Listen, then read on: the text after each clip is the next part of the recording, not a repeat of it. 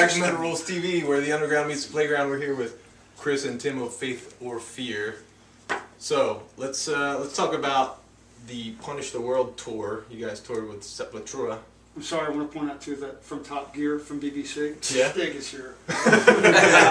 If anybody watches Top Gear on BBC, you'll know who the Stig is. Go on. So on your tour with Sepultura, I was wondering if Max Cavalera had talked about any conspiracy theories with you guys back then. He's not in Sepultura anymore. Back then he was. Oh, back then, yeah. Yeah.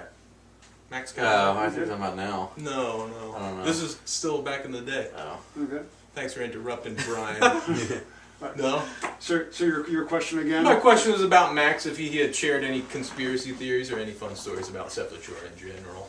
The fun stories we got were pretty new. Remember, Faith or Fear toured with their very first tour for Beneath the Remains. They had never been in the United States before. All right. We taught them all their curse words that they know, and they taught us how to curse in Brazilian. You know, Nice. so that's how early that tour was. There's a super friendship still to this day between both bands. Obviously, we let them use all our gear and do all that. And it was a co-headlining tour, so as much as we were opening a lot of the shows, when we got to a certain part of the Midwest, it switched around where we noticed, wow, the crowds were definitely there for a different kind of metal. Cool. So that ended up working fine. Big brotherhood between both bands, always sharing everything.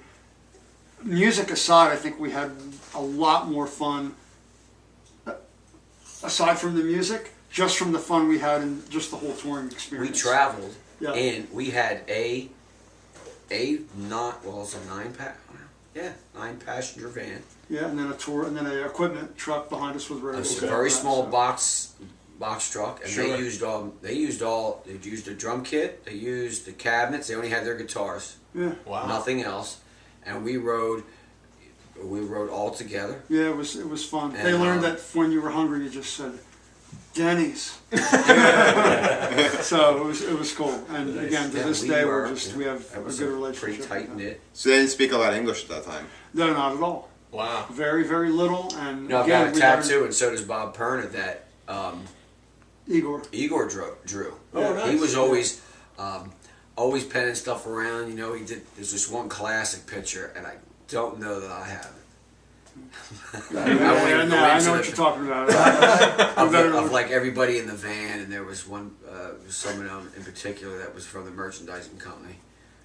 Yeah. Whatever. Yeah. But no, it's a tattoo, and it was because it was the riders were always the club was going to provide some meal, so you always had one meal guaranteed the day of a show, but it usually ended up always being pizza. So he started at sketching this Eat Pizza and Die tour, and when he made the picture itself, it did have Eat Pizza and Die tour. That's the only thing I left off it, but it actually is skeleton dude. He's got the pizza with the nuclear green cheese and there's a little eyeball and a bone in it.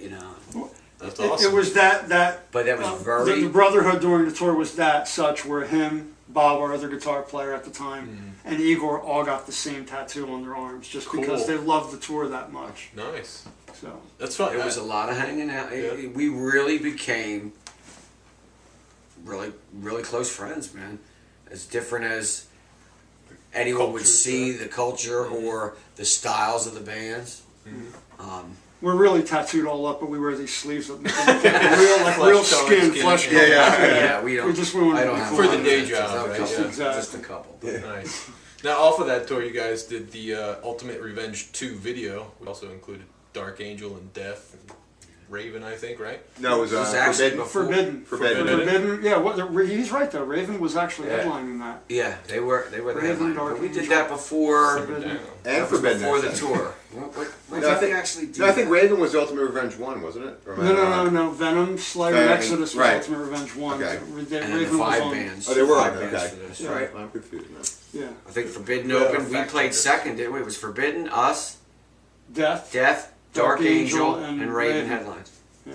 I know dude's got a he has his one shrill So, voice. but that's Yeah. good. That helped propel, Very good. a lot of people that still remember. We're lucky today because, and again, like I said, now as opposed to a lake and an ocean of metal bands that are out there, we're lucky to be able to come back almost 20 years later and make it happen because people just remember it.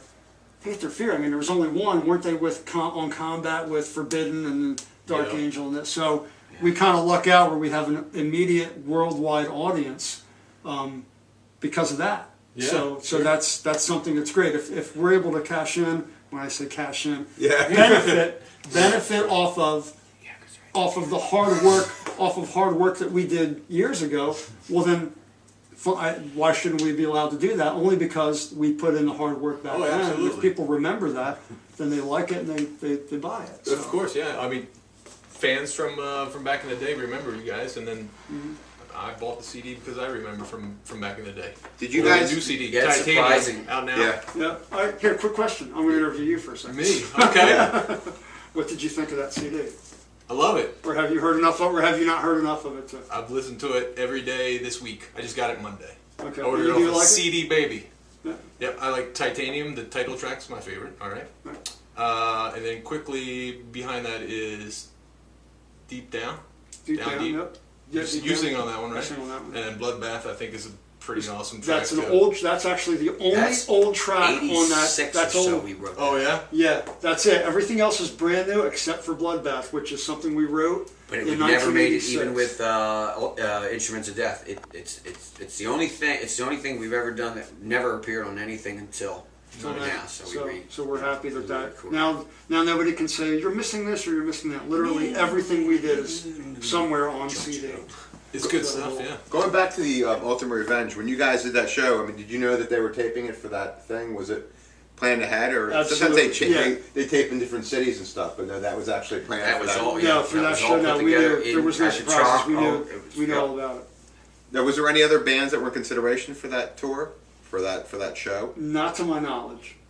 Not to my knowledge. And knowing how successful Ultimate Revenge was and how much it brought those bands to the forefront, did you guys feel like nervous performing? Like, well, we have to live up to the expectations of the first one. Yeah, we had some Yeah, trouble. we had it the was a benefit learning for curve. us was the fact that it was at the Trocadero. We just kind of had a hometown Oh, feel, sure, you know. So there was But a lot of support. we learned But a those- lesson there. We did. learned. We were. Yeah, we were a little. The cameras were on you. That it changed everything. And again, though, but what it did for and us the competitions post those that bands show, are- everything that was past that was helped us out because we went, okay, we never want to be caught deer in the headlights like that again. That was a serious lineup. Yeah, Yeah, so it's pretty intimidating. yeah, Could be. it's also you learn a lesson and you move on, and that was Right. the same way with Sepultura. It's 1-2 gigs into that show, it's like, okay, here's the deal. Our game's here. We're watching them. Now our game has to be here, and if it's not going to be there, we might as well just get off the And tour. there was, you know, like Chris said, the demographic check. As we're in certain markets, we had some better sales, and we got to not be, be the headliner and not the support act. But I can remember Cleveland and CJ was very upset, and it was tough on me too because of trying to incite the crowd. And there was two dudes in particular that were just like, Devastation was on the tour for certain parts of certain legs of Texas the tour. band. Yeah. Yeah. And they played, and then we played, and then Sepultura, and the styles are different. Yeah. These cats were like, you know, we couldn't arouse anybody's emotions. They were just like, couldn't wait for us to be done. Those two And, guys just didn't like him and CJ. Was it you? Yeah. My big joke of But practice no, I is- mean it was like dead. Yeah, There was yeah. no response, and go on. Sometimes And it's not the CJ crowd, was right? ready to. I remember him like, that's it. I mean, it was all going to end right there. Hey, look at me, it's the goddamn miracle!